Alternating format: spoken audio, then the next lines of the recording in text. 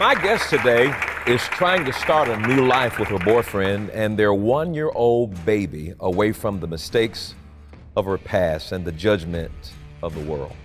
Now, would you please join me in a very warm welcome, Reagan, to the show, to your world today.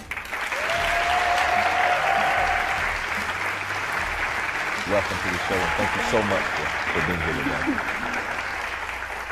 We call it Your World because I find it instructional, I find it informative, and I find that it strikes a chord with people when we allow our guests to take us into your world.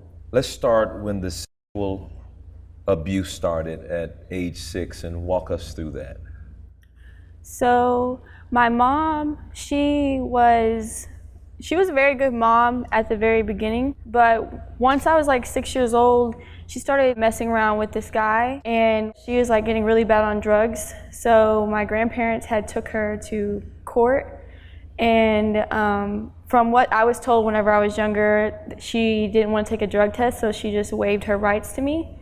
And whenever my mom, she didn't want me, that's what I feel like.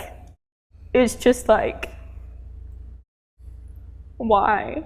So I would always try to be with my mom no matter what. So I was always taking her side whenever people would talk about her and say she was doing all this stuff. And she started dating that guy, Jerry, and we were getting to see her. I noticed things weren't right. And he would be like riding in the car with me, and like he would have his hand like in the middle of my thigh. And then it like progressed from there. Like he would put like on in the TV before school when my mom wasn't there, like if maybe she had to go to work or something early, and like. So he would play when you were about what, 5? Six or 7. I was like probably in 1st grade. He never like went any further than just touching me and like making me watch stuff with him. It's still called abuse. You were far too young to have been put into situations like that, having your whole mental and spirit open to all of that is abuse. And I think it's important for our audience to recognize what abuse is, whether it's verbal, emotional, sexual.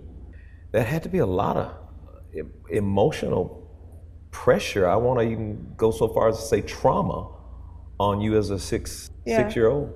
Definitely took away a lot of my childhood because I was always the one who was trying to make sure my sisters like were okay. She stayed with him for a very, very long time. Like she went back and forth with him. No matter what happened, he abused her, she abused him. It was never good. It was always very toxic between them two. So how long did the abuse last with you, from 6 years old to about what, when you were a preteen or what? Yeah, so it stopped with that whenever my mom we got taken away from my mom. It was pretty, like nothing for a while. And my half-sister's dad had moved us to another city. We left living with my grandparents half the time and were with him for the whole time. All of a sudden, in 8th grade, I just started feeling really weird. I just remember like hearing clicks, like, like whenever you take a picture on your phone, it makes that shutter noise. Then I noticed that he was taking pictures of me. Every time I would bend over, or if I was wearing short shorts and I was doing the dishes or I was cleaning, I told my stepmom, like, my dad's taking pictures of me from behind and I'm scared of him, and he's been like coming in my room at night. One time at the old house before we had moved, he had came in from being out at night, and I woke up and he was like on top of me. And I was like, Dad, and he was like, oh, I thought you were Gina, like saying her name. And I told her all these things.